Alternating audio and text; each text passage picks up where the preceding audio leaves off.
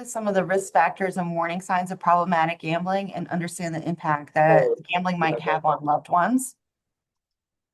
We're going to hear from Karen, a person with lived experience with gambling addiction and recovery, and ways you can pass along a message of hope, and some resources to support gambling recovery, including to not limited to some financial support.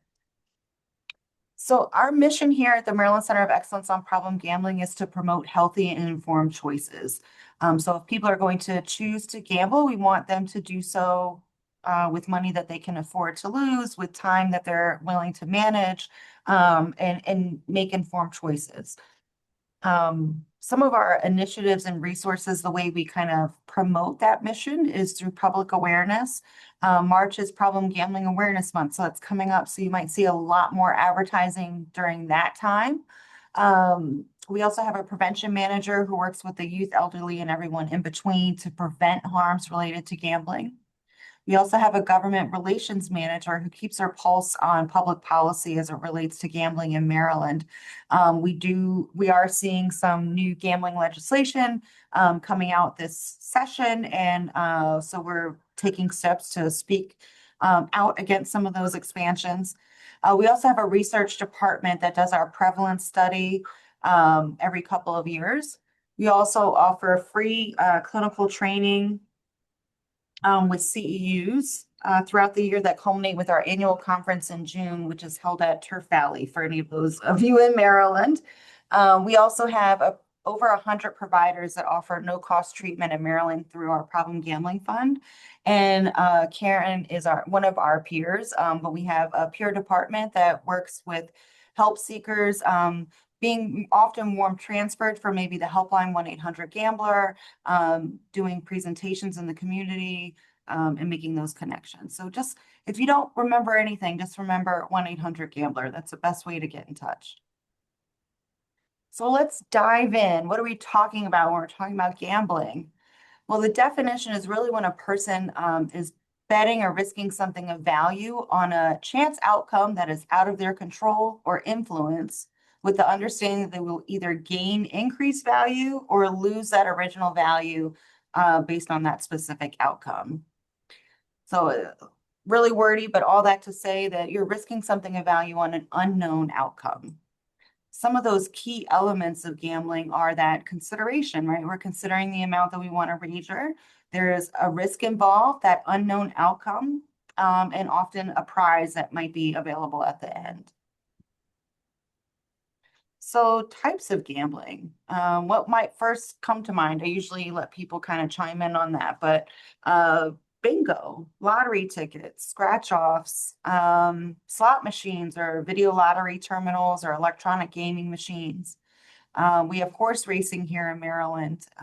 Stock market or day trading and cryptocurrency often might not be first considered as gambling, but we're risking something of value on an unknown outcome. I would say that doesn't really apply to retirement accounts where someone else is managing that. But if you're engaging in the stocks or day trading and constantly looking at those changes, there's also loot boxes and esports. But basically, again, any game that is played for money, right? We're risking that value on an unknown outcome. So why might people gamble? Well, it's exciting, right? Particularly like at casinos, right? There's usually other forms of entertainment that might be happening, concerts and things like that. It is an opportunity to win money, right? We're risking that on the hopes of gaining more in return. But what we really here want at the center is for people to think of gambling as a form of entertainment. So the way you would spend money on going out to eat or a movie or other entertainment experiences, we want this to be considered a form of entertainment. Some people also gamble, and this is why it's often seen as an addiction, is because people are using it to escape, to kind of forget their problems for a little bit, relieve that stress. Ego can also be involved with gambling, particularly again with the casinos, right? Where maybe you're wagering on something and you're winning, and maybe a crowd starts to form and maybe wager on the same things that you're wagering on. It can kind of feed your ego. They might also offer you a host or say, hey, here's some free meals, right? But most people who gamble do so responsibly. Again, we want people to make healthy and informed choices when they're gambling. And most people do gamble responsibly. About 85% of adults have gambled at least once in their life, and about 60% in the past year.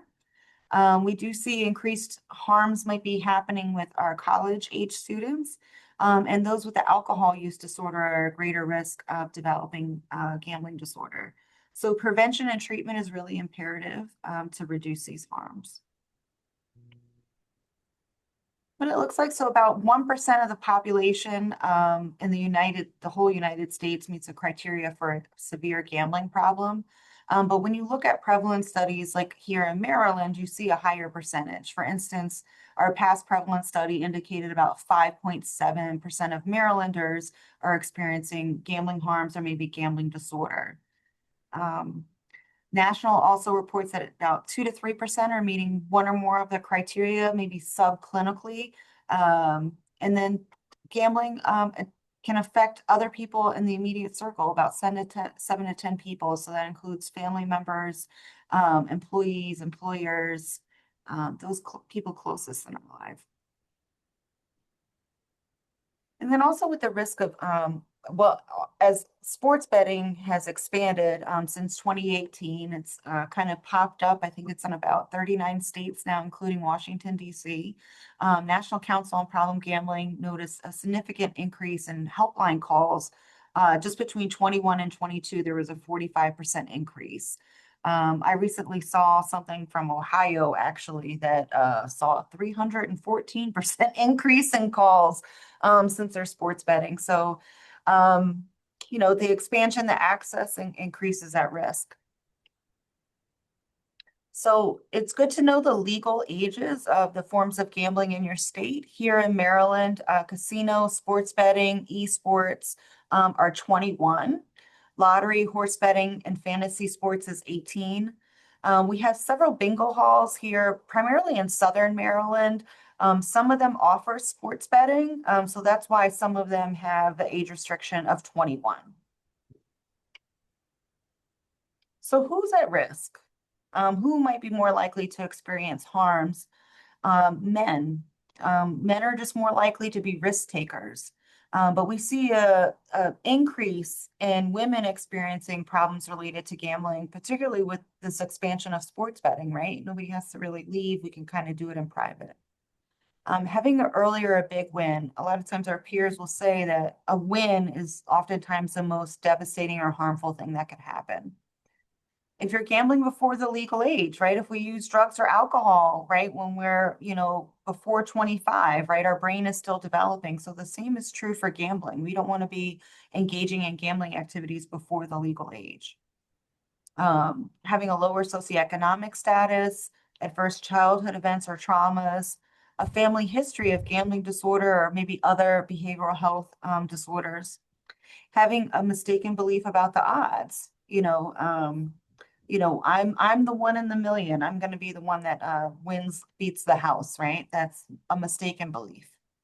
Having a history of risk taking or impulsive behavior. So we see a lot of our first responders or maybe military population experiencing harms related to gambling. And those that actually work at or live near a casino or other gambling venue are also at risk. So what is addiction? So it happens in the brain, right? So it's this chemical reaction that is happening in our brain that contributes to the development of any addiction. And win or lose, a person with a gambling disorder can feel an overwhelming craving to return to the casino and to get their fix. So again, it's happening in the brain. So this is a picture, an image of that pleasure center of our brain that's activated with addictive disorders. It's really highly activated during a win, right? That would be often considered the gambler's experiencing a high. But even with a near miss where there's intermittent rewards or chances of a reward, we can still see some brain activity, right, being highlighted in that pleasure center. So it's like a slot machine, right? 7-7 and a cherry. Oh, it's so close, right? So it keeps you engaged. That near miss is even kind of activating that pleasure center. So how to recognize the signs of problematic gambling? Well, this is also the diagnostic criteria, just side note. And you need to meet 4 out of the 9 for a mild diagnostic criteria of gambling disorder. But people lie, right, to conceal their extent or involvement with gambling. They may not share about their wins or particularly their losses, or the amount of time that they were gambling, which obviously will jeopardize our relationships, right? If we're not being truthful and we're sneaking around, if we're relying on others to get out of a desperate financial situation, I can't afford my rent this month, and that happens to be every month, right? Um, if a person is preoccupied with gambling, they're constantly maybe reliving like past wins, planning their next adventure. And then those that might be day trading, cryptocurrency, or sports betting, you might see someone on their phone a lot, maybe more often than they were previously. We also see signs of tolerance and withdrawal when it comes to gambling. So tolerance with gambling kind of shows up with, I'm starting out and making dollar bets. I'm playing the penny slots. Eventually, that's not going to get that excitement anymore. So I'm going to increase that amount. I'm going to put $10 on the table, or I'm going to buy a $20 scratch off. And so that's how tolerance shows up with gambling disorder. But we also see withdrawal, right? Where people are irritable, they're restless, they're making repeated unsuccessful attempts to try to cut back or control their gambling.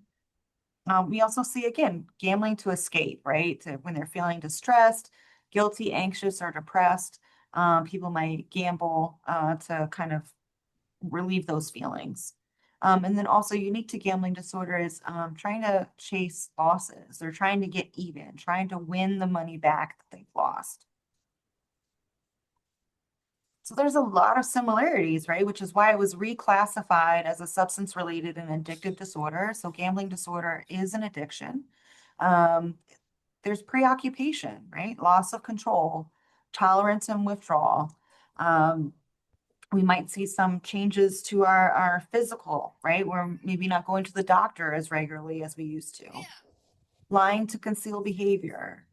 It's going to have a negative impact on our life and our interaction with family members.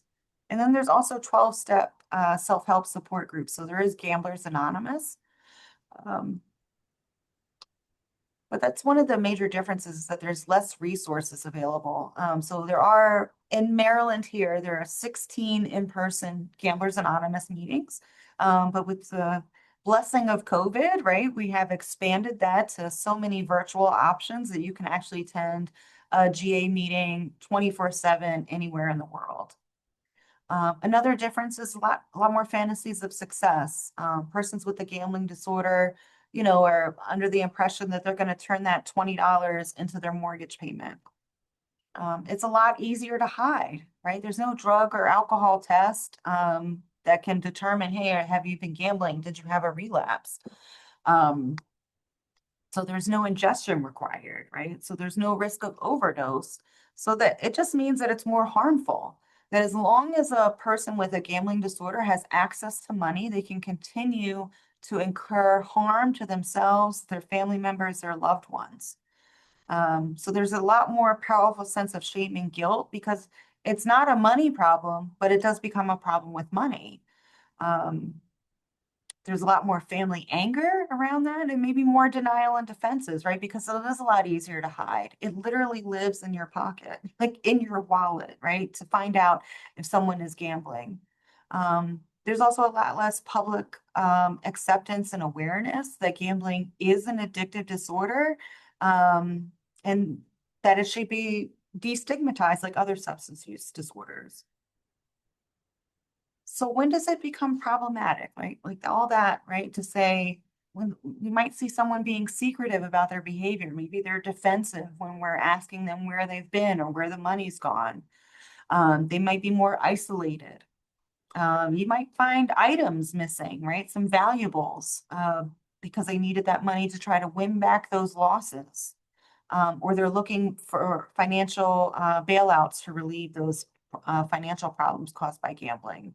But I love to always sum it up with step one, right? If we're familiar with the 12 steps, we know that step one is I'm powerless over X, right? In this case, gambling or gaming, and our lives have become unmanageable. This is a good sign to maybe say, hey, this might be a problem for me. It's often really the elephant in the room. It's right there, and no one is even acknowledging that gambling might be an issue. So we really want to encourage screening and assessment for this problem. It also has the highest risk of suicide of all the addictive disorders. Those that are in treatment for gambling disorder, up to 50% have reported suicidal ideation, and about 20% have made an attempt to harm themselves. Persons with a gambling disorder might consider accidents for a way for their family to collect life insurance with the belief that they're worth more dead than alive. They've incurred all this debt and they have made unsuccessful attempts to stop gambling, and they might consider ways for their family to collect that money. So it's really understudied and under-recognized, right? The public really understands the lethality of maybe mental health and substance use disorders, but doesn't really look at gambling as maybe so lethal. Some of the common comorbidities that often show up with gambling disorder or other substance-related and addictive disorders. As I mentioned earlier, alcohol is often commonly co-occurring with gambling disorder. But we see affect disorders, primarily depression, personality disorders, primarily those cluster B, like antisocial, narcissistic, attention deficit disorders, anxiety disorders, and trauma and other stress-related disorders are often the most common comorbidities that the research shows with gambling disorder. And then I'd just like to say this quote that it's often rare to observe a disordered gambler without a comorbid condition, and it's often that comorbid condition that ultimately leads the individual to treatment. So I say that to say that if you are working with individuals that are in mental health or substance use treatment, it's really important to screen or have conversations about gambling because it's often maybe that underlying condition that they're really not talking about. There's a lot of shame involved. Or they might say, hey, I think it's a money problem. I'm here to address this heroin addiction, right? I'm not here to talk about gambling right now. I got to get this other thing under control. So it's just really important to have ongoing conversations. So a little bit about the impact on the family. So again, I mentioned that gambling disorder affects 7 to 10 people in the person's immediate circle. And some of these consequences include, but aren't limited to financial devastation. We also might see signs of like economic abuse where they might be taking out lines of credit in their partner's name and their children's name. We might see employment problems where they're not maybe able to meet deadlines or show up to work on time. Trust issues, right, might be coming out of that chronic lying and unable to account for where you've been. There might be some legal problems that have come out of gambling, and there may be some further domestic violence issues. Also, the family member may not know how severe the gambling is, right? Because of the lying and deceit, they may not know about the extent of the debts, lines of credit that have been taken out, the amount of time that has been spent, right? The person might have lied about where they've been, or the amount of money, right? The family member might also miss out on some of those wins, right? Like when the person wins, right? We're excited, and that's just natural, right? For any human being, if they won a lot of money, they're going to be excited about that. With the gambling, they might also receive some comps, right? Here's a new toaster oven that they might get. And so the family may miss out on some of those things or not really understand that they're receiving these comps because they're at the casino very often. May not know about the legal problems, the impact on employment, health, and other consequences. So it's really key to maybe try to choose the right time to have the conversation. Open it up, maybe like during a commercial break or something like that. Let them know that you're really concerned about them. You know, be specific about some of the behaviors that you've seen, like maybe constantly borrowing money or being preoccupied, isolating, not coming home when they said they would. Listen non-judgmentally to what they're saying. Um, just actively listen, right? Let them know that you're there to connect them to resources for help and that support and counseling is available.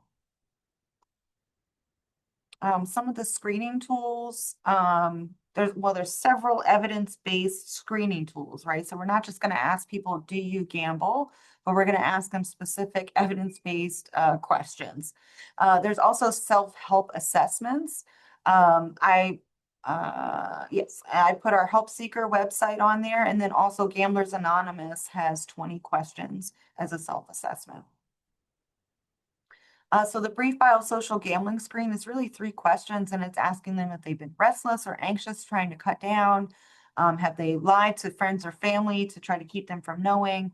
And have they borrowed money to get help for living expenses, etc. A yes to any one of these really prompts more assessment. The lie bet is one of our briefest evidence-based screening tools, right? Have you ever felt the need to bet more and more money? And have you ever lied to people about how much you've gambled? A yes to any of this would prompt more assessment. This is a problem gambling severity index, which is also linked through a QR code on our self-screening flyer. And it's just a use of the Likert scale. So it's a little bit different. It has it's longer, right? It has 9 questions, but it also asks, have you ever bet more than you really could afford to lose? And you're going to say sometimes, most of the times, or almost always, which will then give you a score to let you know if you're low risk, maybe moderate risk, or high risk.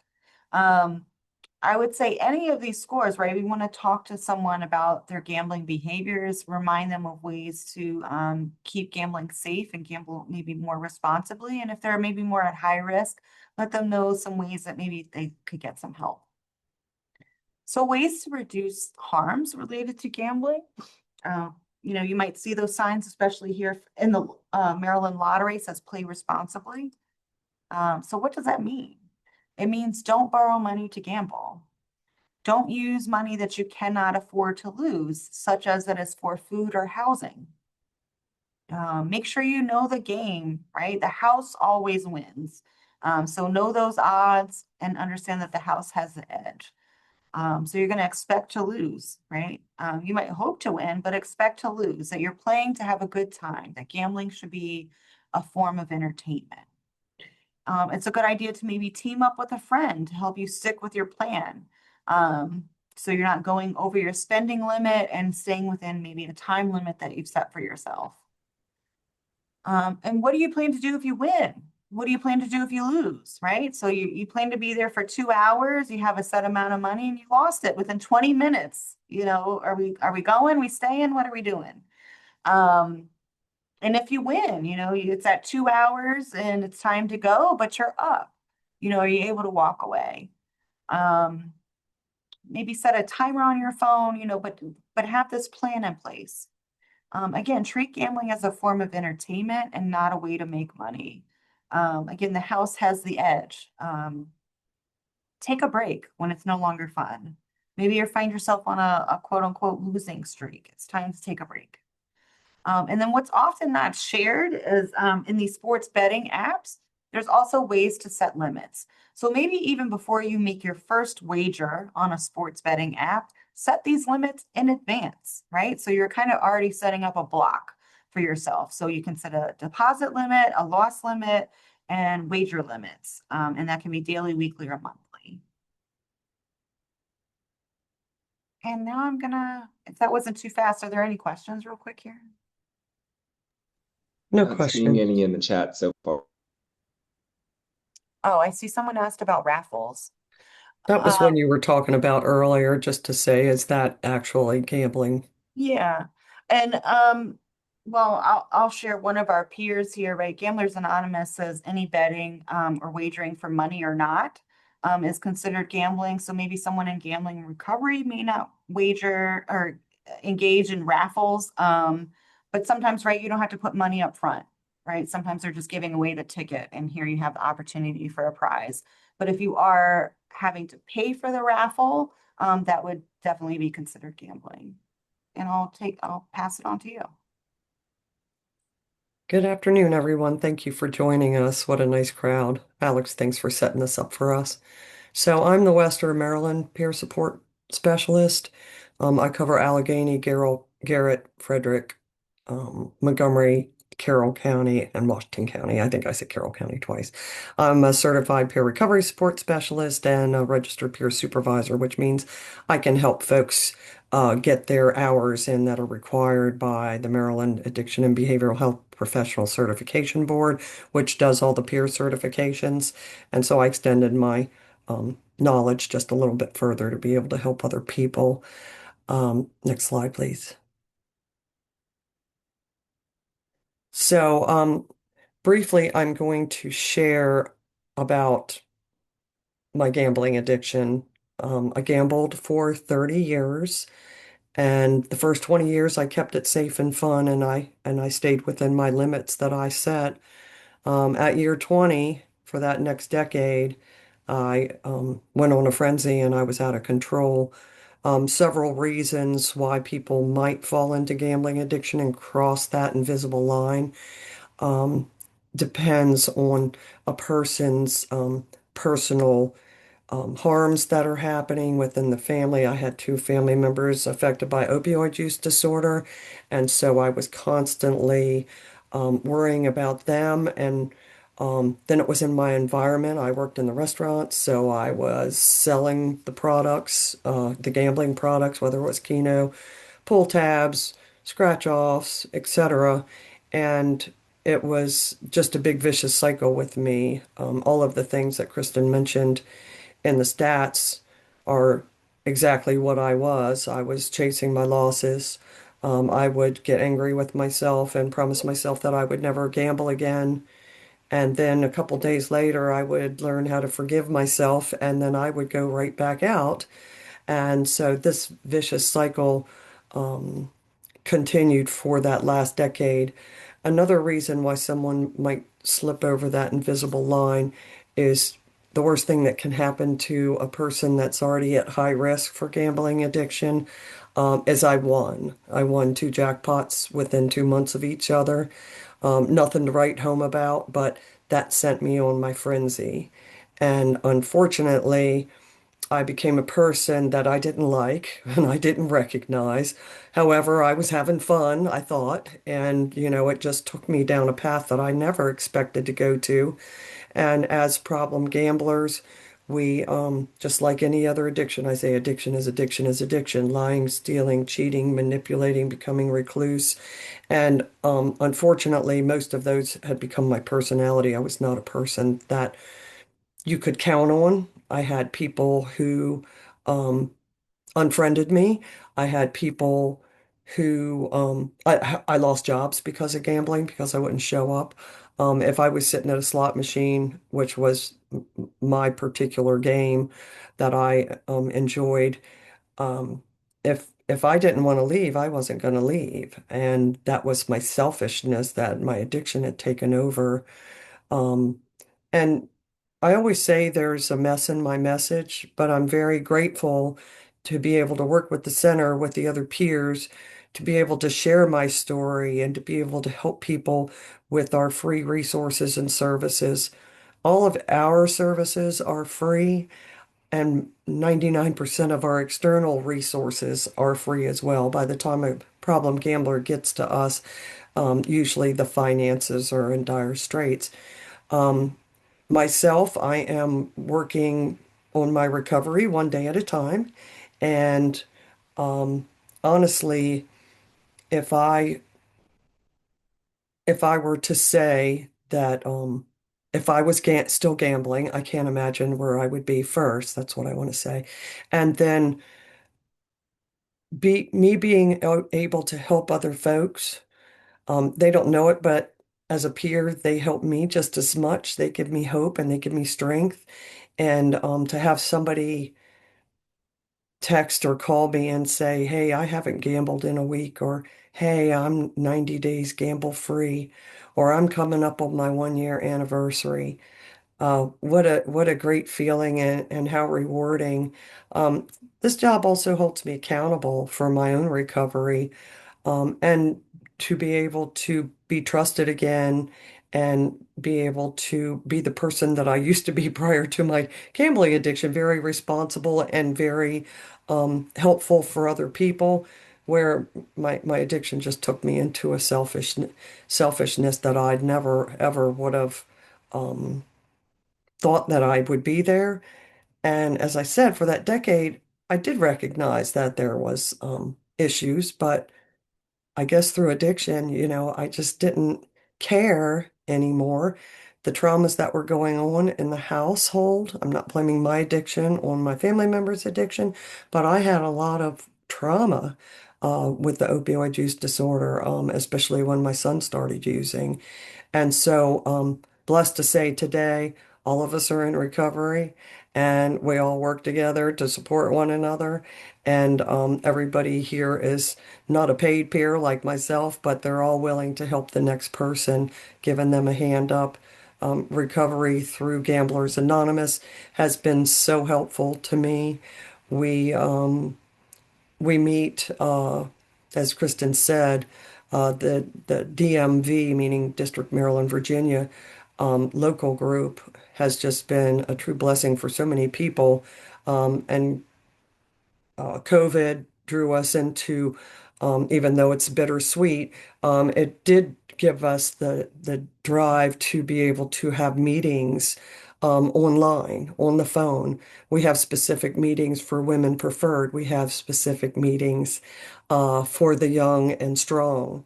We have a Saturday morning group. We have a 90-day group. There's so many different opportunities where when it was only just in person, you had 1 week meeting a week. And this has just been so effective to help so many people. I always say working with a peer is beneficial, especially when you can access peer support when you're working alongside of a counselor. And we do have that no cost treatment piece through the center where you can have no cost treatment at your convenience. You can do it virtually or you can do it in person. But I'll start sharing now on the slides a little bit. So the benefits of peer support, we provide, you know, our story, our journey. I said earlier, the mess in my message, so that people know that they're not alone. And when you share that with somebody else, it's very impactful because um, and people have shared with me, and made an impact on me too. First of all, I'm not alone. Second of all, they guide you to the path to recovery. And I can say, very honored and blessed and grateful to be where I am today. And as a peer, we have to maintain confidences. We are HIPAA compliant, excuse me. And so all of our information that after we talk to our program participants, that is all very, very confidential.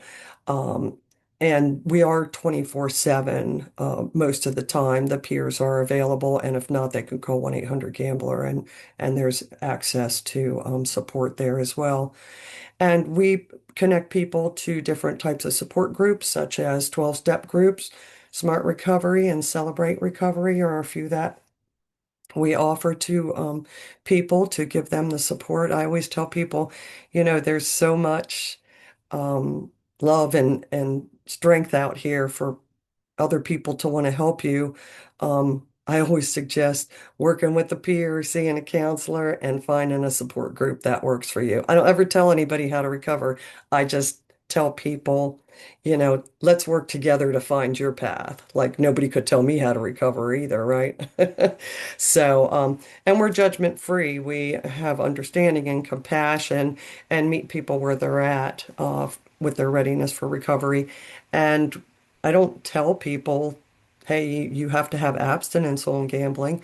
We work together to see if you can limit and control. And if you decide that you want to stop, we're there to support you in any piece of your recovery that you're ready for. Thank you, Kristen. So I mentioned earlier the certification board is, we call it MABPCB as an acronym.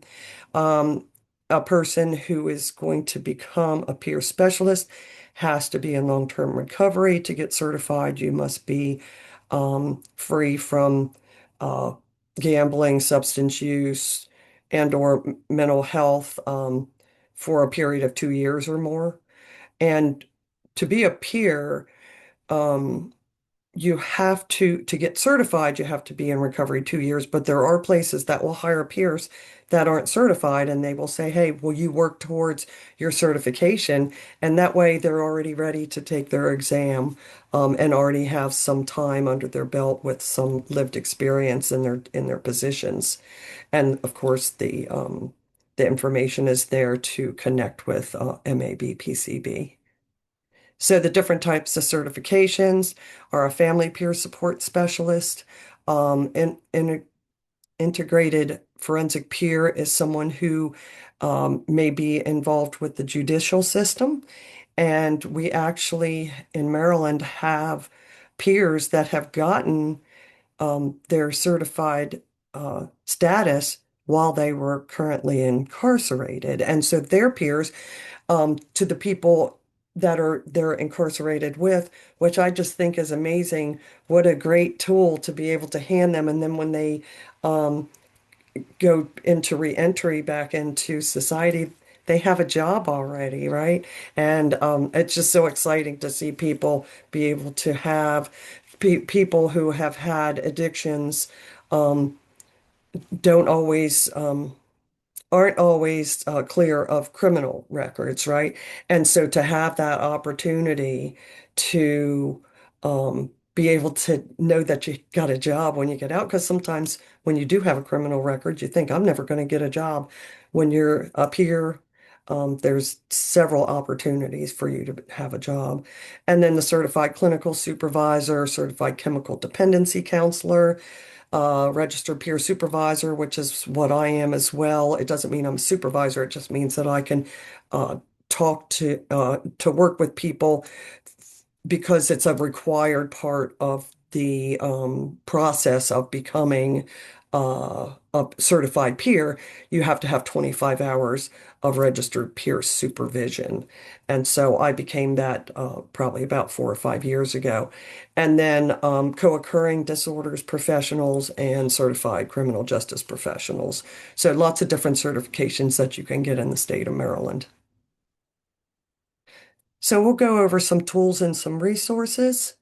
Um, Will Hinman is our supervisor for the peer support team, also outreach coordinator. He has a huge presence in the state of Maryland. He's one of our busiest peers. He covers Southern Maryland. There's two casinos and a lot of bingo halls in the Southern Maryland area. Where I'm in Western Maryland, and I have Rocky Gap out my way, but I do, it's not just all about casinos. It's about sports betting. It's about playing the three numbers or the four numbers for the through the lottery or scratch offs. I've had several people contact me with different types of gambling addiction that you would never think of. Kristen mentioned a whole bunch earlier, but we have some new stuff coming up and every time there's a gambling license, we all check or our manager checks to make sure that any new gambling products, we just keep a close eye on that pulse. And then Ken Wilson covers Northern Maryland, and Kenny Crawford covers the Eastern Shore. We're currently hiring a couple more peers, and the position is open at this time. So you are more than welcome to contact one of us and we can give you the link to be able to go in to apply. You would be an employee under the state, but also under the University of Maryland as a certified peer. And if you're not certified, they will give you time. You just have to have that piece where you're in recovery for 2 years. And next slide, please. So last year, we were invited to do a docuseries. It's called Winning Back My Life. It's on YouTube. You can grab that off of winningbackmylife.com. And it's myself talking about my journey.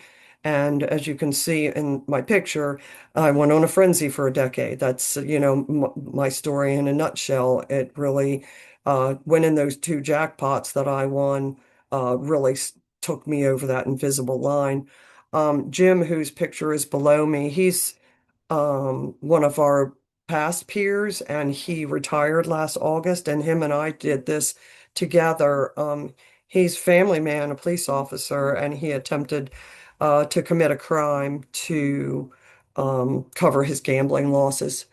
The fellow up on the top left, his name is Adam, and he is, he just said it snowballed out of control. And then, of course, our young sports bettor Rob at the bottom left, he just said I couldn't dig my way out. And, that's a perfect statement for most gamblers. That's where we go. We just don't know how to stop, and we don't know how to dig our way out. So if y'all want, you can take note of that, and feel free to watch it and share it with other people. Um, so we also did an in-house video, and it's peers, their experience and journey to recovery. And that's when Jim was still with us, and all five of us share our stories.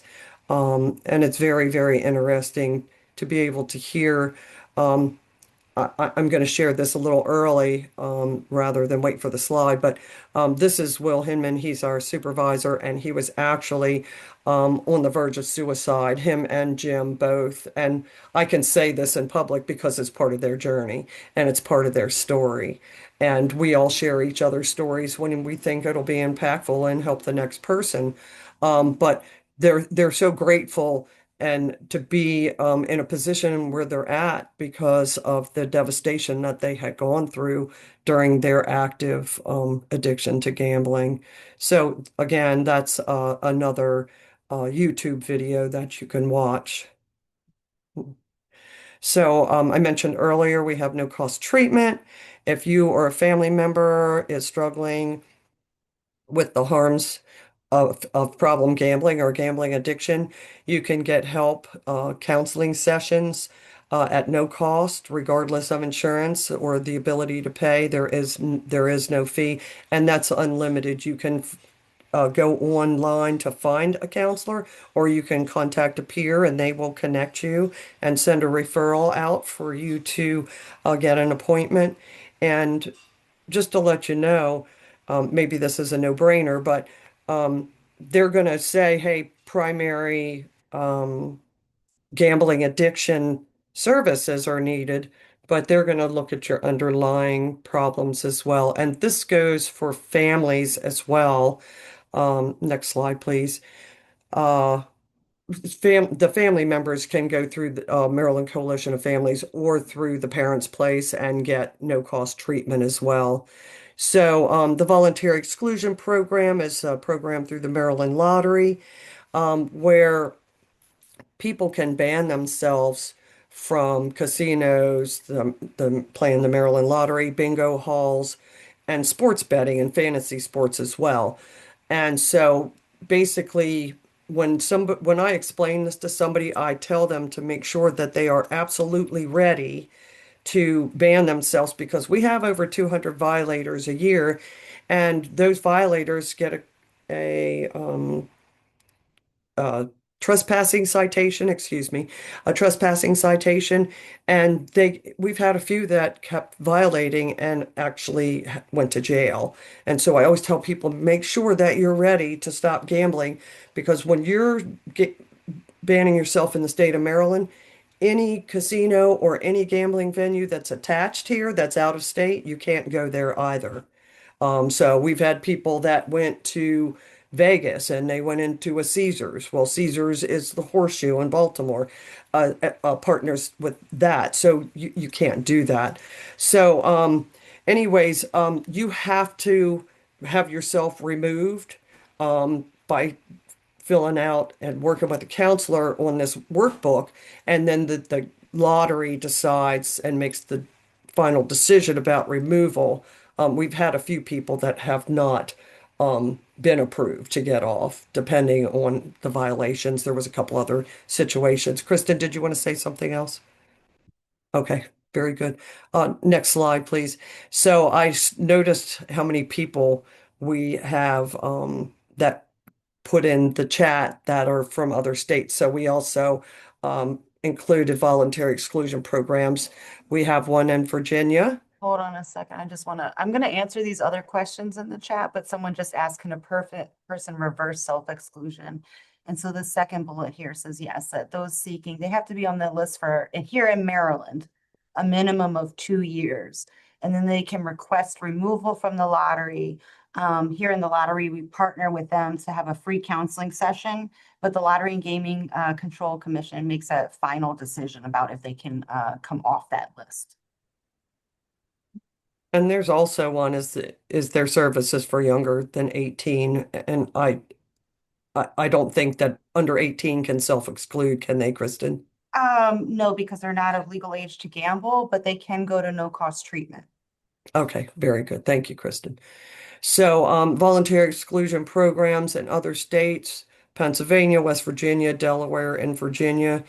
I'm sure nationally you can find a self-exclusion program. Um, are you saying no, Kristen? No, they're working on a national voluntary exclusion program, but right now you have to do it state by state. Well, that's what I meant nationally. Sorry. That's what I meant. I'm sorry if it came out wrong. So nationally, you can probably find a voluntary exclusion program in your state, but it is state by state. Next slide, please. So here's some roadblocks that we provide as resources. Gamban and BetBlocker are basically the same. They're apps that you put on your phone and you can uh, it will recognize if you're on a betting site and it will basically shut you down. So Bet Blocker is free and Gamban costs a couple dollars a month. That's that 1% that I said the external resources that we provide. Not too many of them cost money. Gamban just costs a couple dollars a month, like I said. Next slide, please. So TrueLink is good for anybody, especially people with cash triggers. Um, they basically it's a debit card that you set up and you can assign an administrator who can get real-time alerts on what you're spending your money on. And they can't get to your money, but they can. This is good for people, especially with substance use disorders, because so many times there's triggers. I know that I always had cash because I worked at the restaurant, so I worked for tips.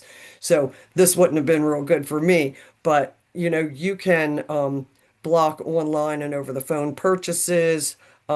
Your administrator, whoever is assigned to get those real-time alerts, can see if you're in a bar or a liquor store, or if you're taking ATMs out at the ATM money out at the gambling venues. I always used to say I would gamble until the ATM was empty or my bank account was empty. So that's the true link of me. So next slide, please. So ask a financial counselor. GAMFin is a weekly financial support group session that you can join. It's a rotating team of financial counselors and peer support specialists to give you guidance and knowledge on, you know, different financial situations. And they're a chance to get expert financial guidance and hear from people with lived experience. So thank you. Our national gambling resources, Gamblers and Recovery Road are two links where you can go on pretty much day or night and find a meeting. They're 12-step meetings, and so I have a lot of people that I work with that join those. Sometimes you just feel like you need a meeting or you need to speak with your peer, and it's always good to have access to some type of support. We provide the 988 the National Suicide and Crisis Lifeline to a lot of people because, as mentioned before, problem gamblers do have the highest rate of suicide of any other addiction. Crisis, you can text or call or chat with that crisis lifeline. National Council on Problem Gambling is another resource that we provide, and they do a lot of legislative work in DC, making sure on the national level that, gaming is fair and gaming is safe for uh, our United States citizens. And then Smart Recovery is a self-help type support group. It's not spiritually based, so a lot of people opt for that. And then Gamblers Anonymous, of course, is spiritually based. We say, hey, if you don't like the spiritually based piece of it, then call it your higher power. Call God your higher power. But we do refer a lot of people to the Gamblers Anonymous. And then Gam-Anon is for the family members to join. That's a 12-step. And then the new number for the National Problem Gambling Helpline is 1-800-MY-RESET, and you can chat with them or contact them. You can also text at 800-GAM. And then national gambling affiliates in over 535 states, excuse me. The Delaware Council on Problem Gambling, the Council on Compulsive Gambling in Pennsylvania, the Problem Gamblers Help Network of West Virginia, and the Virginia Council on Problem Gambling. Yes, I'm sorry, Karen, let me see what else we got. These are the Maryland resources. If you don't mind, I just want to answer the questions.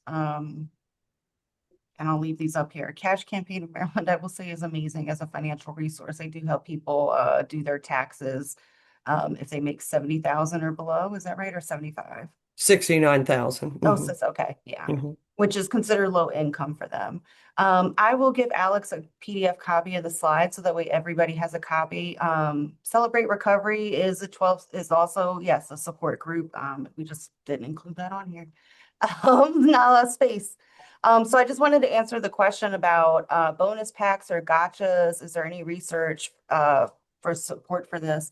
I didn't share on here, but loot boxes might also be kind of what you're asking about. There's the like piggy banks or gold things that are in often like video games where you pay a nominal amount for an unknown outcome. The research does show that people that purchase these loot boxes are actually 2 to 3 times more likely to develop problems with gaming or gambling later in life. One of the questions is also about learning theory with the intermittent reinforcement that it's hard to extinguish. Our treatments for gambling disorders take this into consideration.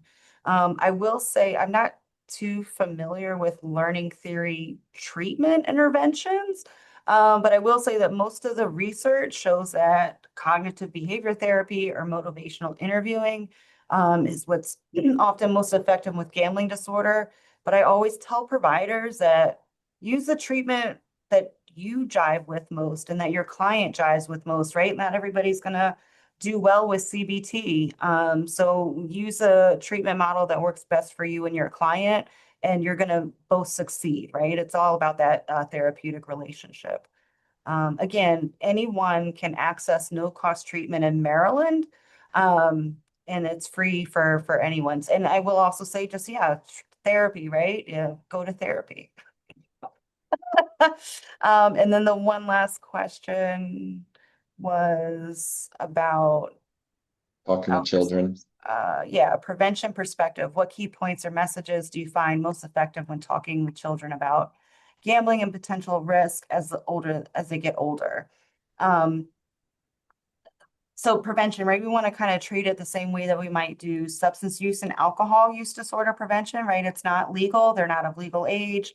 We also really want to talk about risk reward, right? So understanding that the same way that, if you meet with a financial advisor, if you're doing a retirement plan, if you're going to invest in a 401k or IRA or something like that, that person is going to ask you about your risk and ability to take that risk and receive that reward. So maybe talking about those things as well as just finances, right? Like let's put some value on our dollar and understand that money is a means to other things, right? It's a means to us to get to the vacation, to be able to purchase a car, purchase a home. Money should not be the end of itself, right? It shouldn't just be to just have money. Okay, I think that's all the questions. I Yep, wanted to make that's all sure the that questions I I want to saw. make sure that I got a chance to answer them. Karen mentions Parents Place.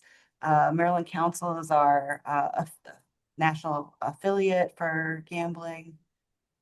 Let me see what else we got. I think that was it. Did you want to add anything else, Karen? I'm sorry to cut you off. No, that's fine. Thank you. And then I All think the right. last slide has our contact information on it. Yeah, please reach out if you or someone you know is struggling with gambling. You can get confidential help with one of the peers. You can reach out to 1-800-GAMBLER or through our office at 667-214-2120. And my cell phone is on that slide right there, so you're more than welcome to contact me. Thank you all for Well, your questions. Yeah. thank you, Kristen and Karen, for a great presentation today. I did post a link to a survey in the chat, which I'll do one more time. If you could take a couple moments to fill out our survey for a little feedback about today's presentation, we'd really appreciate it. And yes, I will distribute a PDF of the slides as soon as I get that. And thank you all for attending. Thank you, Alex. All right, have a good rest of your day, everyone. Thank you all. Well, Bye-bye.